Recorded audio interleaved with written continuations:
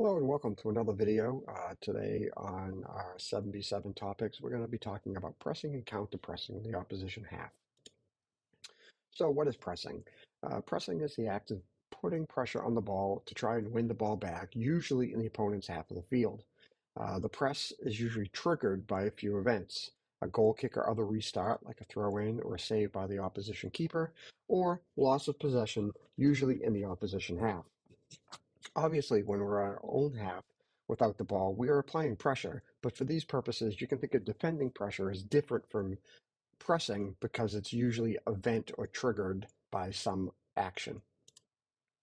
So the first one we want to discuss is the simplified 7v7 goal kick press. Goal kicks are a common occurrence and a prime opportunity to use a coordinated press. You can rehearse it. In 7v7, the defending team must retreat back to the halfway line. So again, another opportunity to plan your strategy because everybody has to do this. And it's one of these restarts. It's one of the few areas of the game when you can pre-plan your actions and replicate it over and over again. This option is simplified because every player has a dedicated job. There are no decisions to be made. Here you can see we're playing another well-coached team who is playing in the 1-2-3-1 like we do. And you can see our blue team has set up on the other side of the halfway line. Importantly, you can see where the 7 and the 11 are, and the 8 and the 9 are kind of central, and you'll see why in a second. So everybody has a job, and this is where it's simplified when nobody has to think. The 7 and the 11's job are to go and mark their opposite number once the ball is in play. The 9's job is to go after whoever receives the initial pass from the goalkeeper, making a curved run in if they can, because that curved run will cut the field in half. If they make a straight line to this 4, it's an easy pass over to the 5 or the 8. If they curve their run in, they now kind of shepherd the 4 to one side, or if they come this way, they shepherd the 5 to one side, which now forces the play to come out here. The 8, as always, has the most difficult job in one regard, in that they're coming in to cover their opposite marker and also take space in the middle so that the play can't just be simply passed up front here. And the 4 and the 5 are going to flank the opposition striker up high on the field. See, the ball rolls out to the 4. The 9 is starting a curved run in. The animation software doesn't do a great job at it, but 7 and 11 have come and marked in, and the 4 and the 5 are stepping forward because if the opposition striker is on this side of the halfway line, they're going to be offside if these two players step up. So you need to teach these players to be brave and to understand the rules to make it obvious that this player is offside. But here, now you can see the 9 has come in. It's applying pressure to the 4. The 8 is now marking the 8, and the wingers are marking the wingers, making now it difficult for this player to play directly out to any one of their teammates because they're all marked and covered and now have to be resorting back to playing back to the 1 and through the 5. And good teams will do that, but having a coordinated press is the first step in limiting their options. Again, it's the idea is to limit that ability for the team with the ball to have an easy option out. And by controlling the press, everybody has a job. It's not just to charge at the ball. You will play it against teams where when it's their time to press you, will send 2 or 3 or 4 players chasing after the ball. If you've practiced playing out of the back, it's an easy situation to get out of because they've overcommitted too many players to one side. You take away the wide players to force the play in the middle, at the same time using the speed of your 9 and the positioning of the 8 to get into the back half of the opposition and cut the field in half, forcing the play to one side. So the idea is you really narrow the area of the field that they feel comfortable to move the ball into. And once you've narrowed that field, you have the advantage because now you can apply more pressure to a smaller area. In the 7v7 advanced goal kick press, it's really just a small variation in that the 8 and the 9 now have to decide who's going to take the lead depending on which side the ball is played to. And in effect, they swap roles and positions on the field. So here, again, we're playing against that 2-3-1. But now instead of the 8 and 9 kind of clustered in the middle, trying to figure out which direction the ball is going to, you separate your 8 and 9 kind of equidistant. the circle probably is the best way to make that judgment because the point here now is if the ball goes to the four, then the nine is doing the pressure and the eight's doing the cover. However, if the ball comes to the five, these two now reverse roles. The eight is going to do the pressure and the nine is going to do the cover, effectively swapping positions on the field. Everything else is the same. Seven and 11s and the four and fives do the same marking. And you can see here, the ball has come out to the five, the eight has made the curved run in, cutting the field off, and the nine is now taking their job in the middle of the field. If the ball happened to go to the other side of the field, it's the opposite. The nine has done the pressure and the eight's done the covering. So basically, the eight and the nine effectively swap positions depending on what side of the field the ball is played. It does require some experience communication to make sure your teammates know that they are flipping roles and positions. But the advantage is that the player nearest to the ball makes the sprint to press, and it's coordinated in terms of you've positioned yourself as close as you can to the ball with two different players, and somebody doesn't have to chase diagonally across the field, not being able to reach the ball perhaps in a timely manner.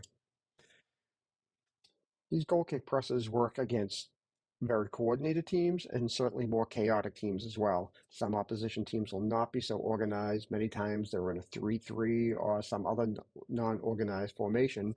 And a lot of teams only play the ball out from a long kick. They don't play short because they're not practiced at it. This press works well for that situation as well because you're basically setting up a man-to-man marking situation with an overload of players for cover, as we'll show. So here's a team that's playing a little bit more long. They've pushed their center backs up, and now they've pushed three or four players up to the center. But we're in the same sort of formation, and the same sort of responsibilities happen. The 7 and the 11 are going to come after the wingers. The 8 and the 9 are going to pressure wherever the ball goes, and the 4 and 5 are here to support, effectively giving us 6 versus 4 if the ball's kicked long. Here the balls kick long. 7 and the 11 do their job. The 8's moved in, and the 9 is taken over this player because it was the closest one. And the 4 and the 5 are flanking their striker. So effectively now, we've got 5 players versus 3, and 2 players directly on the player who's receiving that ball. In addition, because the ball takes longer time to travel through the air or across the ground, your players are going to have more time to get on that ball and have more success. Here with the 3-3, it's the same concept. Ball was played out here. 7 and 11s have marked their people. The 4 and 5 got the striker. The 9s come after the ball, and the 8 is come after the person standing here in the center because this ball being played to the 5 is highly unlikely in this situation. Another press that happens is when the opposition keeper has collected the ball, whether it's a save or some other way, and now they're just ready to distribute the ball. It's important to stress to your players that unless it's a goal kick, they do not have to retreat to the half. Too many teams see the goalie pick up the ball and they just turn their back and start walking to the halfway line. You need to train your teams that unless it's a goal kick, the ball is live and they need to get ready for it. In effect, you can see in the next slide that you can set your team up as if the halfway line was located closer to the goal area, ready to press when the ball goes out. And one more point, if the keeper puts the ball on the ground, immediately press as if it's a live ball. This is not a goal kick. They will not be able to pick up the ball without committing a foul. And if they put the ball on the ground thinking that, oh, I'm going to put the ball on the ground and then set up to kick it, it's a great opportunity. Now, more advanced teams like ours, keepers put the ball on the ground and play it with their feet intentionally, but you will not see that as often as you would like. So here, keeper distribution, the keeper has collected the ball, and in effect, our players have lined up as if it was at the halfway line, but now they've just picked up a spot not that much off of the top of the box, getting ready to see what this player does. Do they play it long? Do they try to punt it? Do they try to throw it? Whatever they do, now your team is in a good position to now press this situation and get the ball right back in. Remember too that in 7v7, most leagues, a ball from the goalkeeper in the air over the halfway line is immediately given back to the opposition team because it's not allowed. So again, by compressing this down and being ready for what they do, you've now reset up in the same sort of roles and responsibilities you've always had for the other pressing. One other press is called the counter press. The counter press, or if you're a fan of Premier League or Bundesliga soccer, the Gegenpress, because it's been made popular by the Germans, especially by Liverpool, is a deliberate and coordinated effort to win the ball back shortly after losing possession in the opposition half. So basically, in other words, your team was attacking and somebody lost the ball near their opposition net, and you try to get it back as fast as possible within seconds to restart the attack.